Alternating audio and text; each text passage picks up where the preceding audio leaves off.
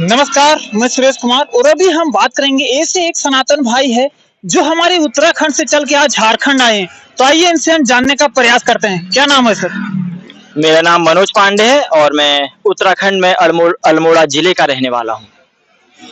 तो अभी आप सनातन धर्म को जगाने का जो प्रयास कर रहे हैं, क्या आपको लग रहा है कि अगर इसी तरह से अगर आगे बढ़ते जाएंगे तो आपको सनातन धर्म मतलब धीरे धीरे आगे मतलब निकल सकते हैं? कि मैं थोड़ा सा टोकते हुए माफी मांगने के साथ कहूंगा कि मैं जो यात्रा कर रहा हूं, मुझे यात्रा करने का शौक है।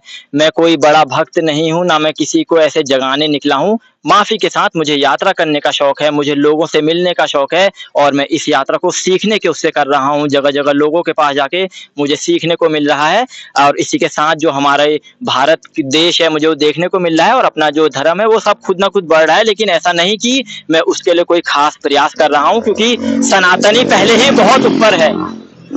अभी आप जो यात्रा कर रहे हैं मतलब कितने दिनों से यात्रा कर रहे हैं, कितने दिनों तक मतलब चल सकते हैं? अनुमान 1 साल, 2 साल, 3 साल? देखिए, 6 अक्टूबर से मेरी यात्रा शुरू हुई थी अपने गृह क्षेत्र अल्मोड़ा से। और अल्मोड़ा का जिक्र जब मैं करता हूँ तो गर्व से कहता हूँ कि मैं अल्मोड़े का हूँ, क्योंकि सांस्कृतिक नगरी रही है, बुद्धिजीवियों का शहर है। तो जो आप देख रहे होंगे तो बुद्धिजीवी का अर्थ है जिन्होंने अपनी जीविका बुद्धि से कमाई है, अपने दिमाग से कमाई है। तो मैंने 6 अक्टूबर से यात्रा शुरू करी और मुझे 34-35 दिन हो गए हैं। और अभी कितना समय लगेगा मैं कुछ नहीं कह सकता, क्योंकि कोई गणित नहीं है, कोई योजना नहीं है। जैसे जैसे कदम चलेंगे वैसे यात्रा बढ़ेगी। तो अभी आप झारखंड की इस पावन धरती पे आए हैं, तो यहाँ पर आपको सनातन के द्वारा कैसा सपोर्ट मतलब मिला जा रहा है? सच बताऊं तो झारखंड में इतना प्यार मिलता है, इतने लोग मिलते हैं जो पूछते हैं, सहयोगी होते हैं, जो आपसे पूछते हैं कहाँ जा रहे हो, क्या कर रहे हो। और जब मैं किसी से कहता हूँ कि उसने रास्ते में सहयोग किया, तो वो मुझे कोई पैसा नहीं दे रहा या मुझे कोई धन देकर या मेरे को कुछ ऐसा नहीं कर रहा, बस वो रास्ते में बोलता है। जो भी इस रास्ते में मुझे बोलता है, मेरे बारे में पूछता है भाई कहाँ से आ रहे हो, तो वो सब इस यात्रा के सहयोगी हो जाते हैं। मैं तो एक चेहरा हूँ, लेकिन जितने लोग इस यात्रा में मुझे मिल रहे हैं वो इस यात्रा के एक स्तंभ है, मजबूत स्तंभ है। और स्तंभ के बिना चेहरा की कोई जगह नहीं है।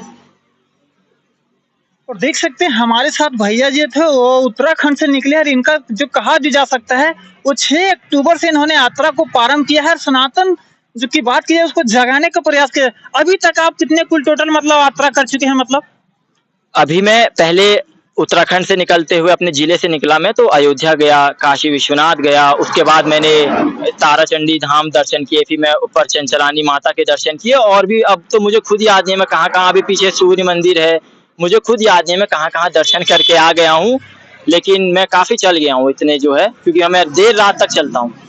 आपसे हम जानना चाहेंगे क्योंकि आप अभी इतने दिनों से जो यात्रा कर रहे हैं, आप जब रोड में चलते होंगे तो कभी माँ माँ के बारे में कभी मतलब सोचा होंगे कि मतलब किस तरह से माँ वहाँ पे होंगे, हम यहाँ पे आ गए हैं, अभी हम झारखंड में हैं, क्योंकि हमको भी पूरा संपूर्ण भारत यात्रा करना है, तो इतना दिन लग जाएगा तो कन्फर्म नहीं है, 2-3 साल लग ही जाएगा। तो कभी माँ के बारे में कुछ सोचे होंगे ना? देखिए, माँ तो माँ होती है। जब मैंने यात्रा की योजना बनाई थी तो मैंने सबसे पहले माँ को बताया था, क्योंकि मैं माँ के बहुत करीब रहा हूँ। हम अपने घर में माँ के ही करीब रहे हैं, पिताजी से उतना बोलना हुआ नहीं। तो जब मैंने माँ से बोला था तो माँ ने पहले कहा था कि चला इधर दूर कस के जा ले, मतलब इतने दूर कैसे जाएगा। तो मैंने माँ को बोला था कि मम्मी हो जाएगा, कर लेंगे। तो उसके बाद मेरे से ज़्यादा तैयारी माँ करने लग गई कि ऐसा होगा, ये खाने में बनेगा, तू ऐसे जाएगा। तो माँ को हम याद करते हैं और माँ के लिए ही कुछ अलग करने का नाम है। हमेशा नाम के पीछे अपने पिताजी का नाम जोड़ा है हमने, पांडे हैं तो पिताजी का नाम जुड़ा है। तो मेरा प्रयास रहेगा कि माँ के नाम को और ऊपर ले जाएं, माँ के नाम को और आगे ले जाएं। तो कभी आप बचपन में सोचे थे कि आगे चल के हमें 12 ज्योतिर्लिंग 4 धाम की यात्रा करना है, पूरे सनातन धर्म को जगाने का जो प्रयास कर रहे हैं? कभी नहीं सोचा था, क्योंकि बचपन में हम उस परिवेश में रहे हैं जहाँ पे बोला जाता है कि पढ़ाई करो, तेज नहीं चलोगे तो ऐसा हो जाएगा, पीछे रह जाओगे, ये रह जाओगे। लेकिन जैसे जैसे बढ़ते हैं, लोगों के साथ बैठते हैं, आप कुछ अपने डिसीजन लेते हो, अपने वो लेते हो और ऐसे करके कुछ आप अलग करते हैं। तो अलग कुछ करने का मेरा प्रयास है, मैं सीखने आया हूँ। और जो भी लोग मुझे देख रहे हैं, आप जरूर कुछ सीख रहे होंगे और मैं जिन लोग को देख रहा हूँ उनसे कुछ सीख रहा हूँ। और आपसे हम जानना चाहेंगे, जैसे कि आप सुबह से लेकर शाम तक चलते हैं, तो एक दिन में आप कितने किलोमीटर की मतलब पैदल यात्रा कर सकते हैं? कोशिश तो मैं ये करता हूँ कि 45-50 किलोमीटर चलूँ ही चलूँ, क्योंकि सुबह से मैं चले जाता हूँ। लेकिन कभी-कभी स्थिति ऐसी बन जाती है कि बीच में रहने का नहीं होता, तो 60-61 भी चले हैं, 65 किलोमीटर तक का मैंने सफर तय किया है, कहीं पे 11-10 बजे तक। और ये सब एक सीखने की यात्रा है, ये सब एक बड़ी यात्रा है, ये सब एक यात्रा ऐसी है जो बहुत आगे तक जाएगी। और आपसे हम जानना चाहेंगे कि आप देख सकते हैं अभी टाइम जो है मतलब शाम होने लगा है, लेकिन अब जब शाम हो जाती है तो अधिकांश लोग रुकने का प्रयास कहाँ करते हैं, मंदिर या कहीं और? देखिए, अभी इसके आगे क्या आएगा मुझे नहीं पता, मैं झूठ नहीं कह रहा हूँ, ना मैं गूगल मैप खोलता हूँ ना कुछ। अब मैं यहाँ से आगे जाऊंगा तो मुझे कोई लोकल मिलेंगे, मैं उनसे पूछूंगा भैया यहाँ रुकने का क्या है, तो बोलेंगे मंदिर है, तो मैं मंदिर में रुक जाऊंगा, अधिकतम मंदिर में रुकता हूँ, या फिर पेट्रोल पंप पे मैं रुकता हूँ, या फिर कोई लोकल लोग कहते हैं कि हमारे वहाँ पे टेंट लगा लीजिए। और यात्रा ऐसे ही बनती है, क्योंकि यात्रा कभी भी व्यक्तिगत नहीं होती, यात्रा कभी भी अकेले की नहीं होती। यात्रा पहले अपने जिले से शुरू होती है, वो अपने राज्य में पहुंचती है, उसके बाद